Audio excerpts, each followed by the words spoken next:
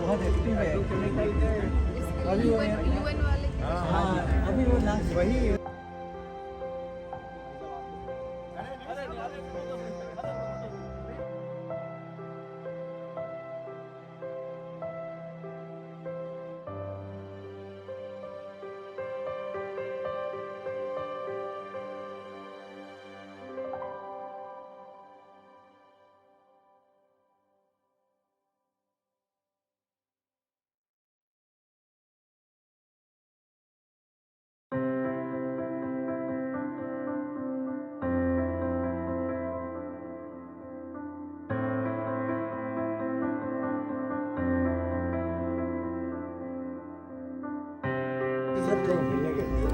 पहले एक बार पहन लेना। हाँ जी हाँ जी।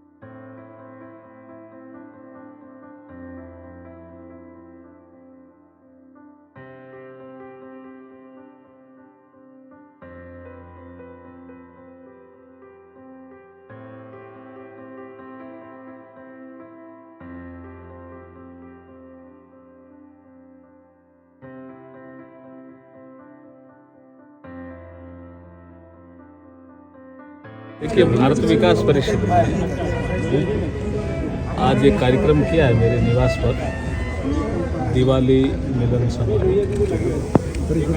सुरेश जी जैन जो राष्ट्रीय सेंट्रल मंत्री हैं भारत विकास परिषद के, श्याम जी शर्मा जो राष्ट्रीय महामंत्री हैं, इन्होंने कहा आपका स्थान चाहिए। मैंने कहा सहज स्वीकार है आपका प्रपोजल, तो बहुत अच्छा लगा। दिल्ली के भी लोग, दिल्ली से बाहर के भी लोग, काफ़ी लोग आज भारत विकास परिषद के बुलावे पर आए और सबने यहाँ शिरकत की। दिवाली मिलन के कार्यक्रम जब देश और प्रदेश में हमारे यहाँ होते हैं तो आत्मीयता बढ़ती है, भाईचारा बढ़ता है और हम फेस्टिवल को भी बहुत आनंद से मनाने का एक प्रेरणा लेकर के भी जाते हैं। डेवलपमेंट एंड गुड गवर्नेंस हमारा मुद्दा ये है और उनके 5 साल में जो झूठे वादे करके वो सत्ता में आ गए, जैसे पहला वादा उनका था, अब वो फिर गारंटी लेकर के घूम रहे हैं कि हम किसानों का संपूर्ण कर्जा माफ़ करेंगे। नहीं किया। एक उन्होंने वादा किया कि हम 3500 रुपये बेरोजगारों को भत्ता देंगे। नहीं किया। तो अब 5 साल तक वो सदन में भी लड़ते रहे, सड़क पे भी लड़ते रहे और जब सत्ता के 2 केंद्र हो गए तो कानून व्यवस्था बिगड़ गई, पकड़ में ही नहीं आई कानून व्यवस्था। तो जब कानून व्यवस्था बिगड़ी तो दलितों पे अत्याचार बढ़ गए, महिलाओं पे अत्याचार बढ़ गए, पेपर लीक की इतनी घटनाएं हुई, किसी राज्य में नहीं हुई जितनी राजस्थान में हुई। तो ये जो अत्याचार और अनाचार और बढ़ा, और दूसरा जो एमएलए थे वो निरंकुश हो गए, क्योंकि सीएम ने खुद ने कई जगह कह दिया, अशोक जी ने, कि मेरी सरकार इस एमएलए ने बचाई, तो वो एमएलए फिर मिनी मुख्यमंत्री हो गए और भ्रष्टाचार भी करने लग गए। तो ये जो भ्रष्टाचार कि जो आप सीमाएं तोड़ दी गई जगह, सेक्रेटेरिएट में सोना निकल गया, इतने एसीडी के केस हुए हैं। तो इसलिए देखिए ये जो अव्यवस्था फैली, और कई बार सीएम साहब ये कहते हैं कि भाई कुर्सी मैं तो छोड़ना चाहता हूँ। कुछ लोग पूछते हैं कि भाई सचिन पायलट युवा आप कुर्सी छोड़ दो, बोला कुर्सी तो मैं छोड़ना चाहता हूँ, मुझे कुर्सी नहीं छोड़ रही है, अब जनता कुर्सी तोड़ने के लिए बैठी है। देखिए महादेव ऐप वाला मुद्दा बहुत ही गंभीर है, उसमें हमारी पार्टी के प्रवक्ता ने आपको स्पष्ट किया जी कि भ्रष्टाचार किया, फिर जब ईडी कार्रवाई करती है तो वो कहते हैं कार्रवाई क्यों करते हो। ऐसा थोड़ी है, भ्रष्टाचार किया है तो अगर आप बेदाग हो तो आप फेस करो भाई। देखिए बहुत बड़ा मुद्दा है महादेव ऐप वाला। सभी सर्वे, सभी अनुमान, सभी आंकलन भाजपा को जिता रहे और अच्छे बहुमत से जिता रहे। आप किसी से भी बात करोगे तो सब ये कहेंगे कि राजस्थान में भाजपा है। अभी हमारी टिकटों का वितरण हुआ। आज अर्जुन मेघवाल जी वो हमारे पालक जैसे हैं। राजनीति को हम पालक नहीं बनाते, लेकिन एज ए मैन और विशेष रूप से उनकी पत्नी वो एक बहुत ही ग्रेट महिला है, बहुत सिंपल है, हाई थिंक। आज भी वो छोटी छोटी हैंडीक्राफ्ट की चीज़ें बना करके मार्केट में बेचते हैं।